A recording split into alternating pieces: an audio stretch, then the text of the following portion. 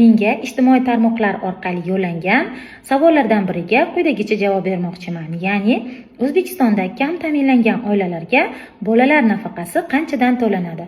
Bolalar nafaqasi kam ta'minlangan oiladagi kichik farzand uchun, ya'ni 3 yoshgacha bo'lgan farzand uchun 360 ming so'm etib belgilangan. Shuningdek, 3 yoshdan 18 yoshgacha bo'lgan farzandi bor kam ta'minlangan oilalarga bolalar nafaqasi 275 ming so'm etib belgilangan.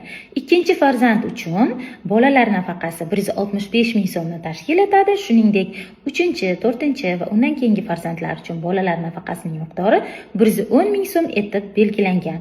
Shunda sizga batafsil ma'lumot bermoqchi bo'lgan jihatimga e'tibor qarating. Agar siz birinchi farzandingiz 3 yoshgacha bo'lsa, 360 mingdan olayotgan bo'lsangiz, ikkinchi farzandingizga 165 ming so'mdan nafaqa puli belgilanadi. Agar sizda 3 yoshgacha bo'lgan farzandingiz bo'lmasa va 3 yoshdan yuqori 18 yoshgacha bo'lgan farzandlaringizni birinchisi uchun siz 275 ming so'm olasiz. Ikkinchi farzandingizga 165 ming so'm va undan keyingi farzandlaringiz uchun 110 ming so'mdan bolalar nafaqasi olasiz. Ushbu ma'lumotni bolalar nafaqasi oladigan yaqinlaringizga jo'natib qo'ying. Foydali ma'lumotlarni olish uchun mening sahifamga obuna bo'lishni unutmang.